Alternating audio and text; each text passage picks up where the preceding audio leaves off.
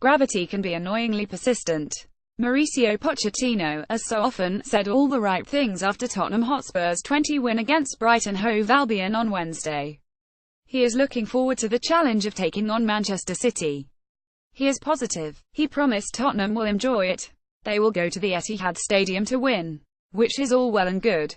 Perhaps Tottenham will end both Manchester City's run of 15 successive league wins and their own miserable record in away games against other top six sides. Perhaps they will, at least temporarily, return a flicker of excitement to a title race that seems all but run. However, there is a lurking sense that none of it really matters. It doesn't matter because City are too good, because they could lose not only on Saturday but also at Anfield, the Emirates Stadium and Wembley, and Manchester United would still have to avoid defeat against City and win their other 20 games this season to secure the title.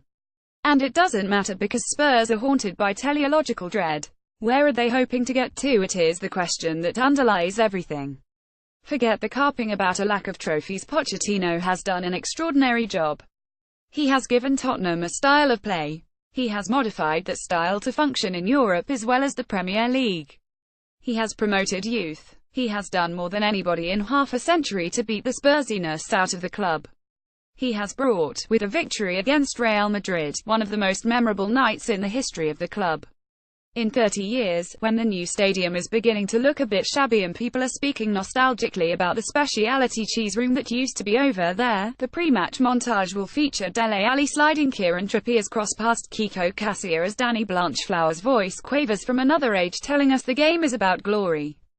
How much longer does this Tottenham have? They had a window to win the league that perhaps has 1 year left to run, but for what all teams are engaged in a constant battle against entropy.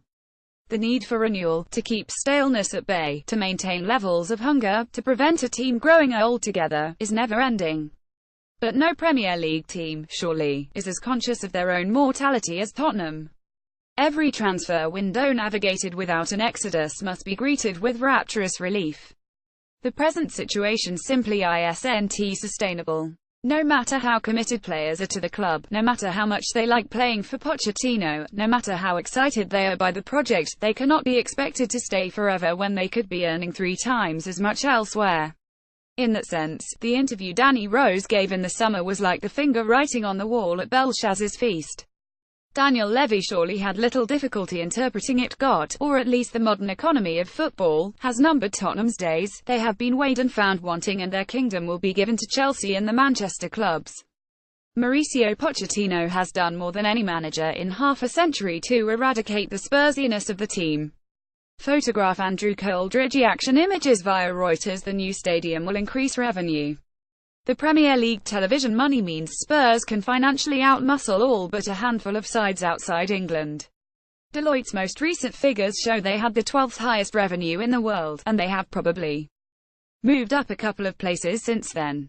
But the most significant detail is that the revenue for 201,516 was €279.7 million, £246 million. Manchester United's was €689 million, £607 million. That is a huge gulf to make up, even with a new stadium. In the short term, the stadium magnifies the financial pressures. Tottenham's net transfer spend over the past 2 seasons is only £12 million.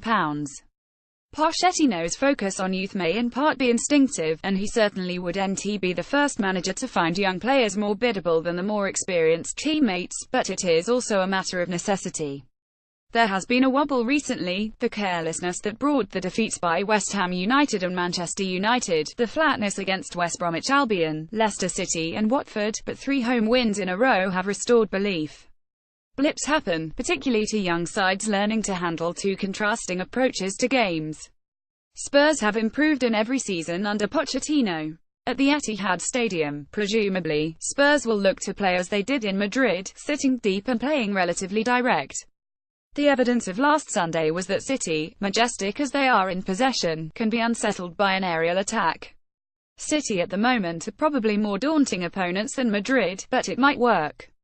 If it does, it will be further evidence of Pochettino's excellence as a coach and will help Tottenham qualify for next season's Champions League, which is not insignificant in terms of revenue. But beyond that, that's the problem. How much longer does this Tottenham have? Already pieces are flaking off. They had a window to win the league that perhaps has 1 year left to run. They have not done much wrong but have come up against a Leicester and a Chelsea playing beyond themselves, and now a City who threaten to be the greatest side the Premier League has known. It is a lovely idea that camaraderie will keep them together, but it is not realistic. Economic gravity is tugging at Tottenham's heels. The game is about glory perhaps, but these days it is mainly about money.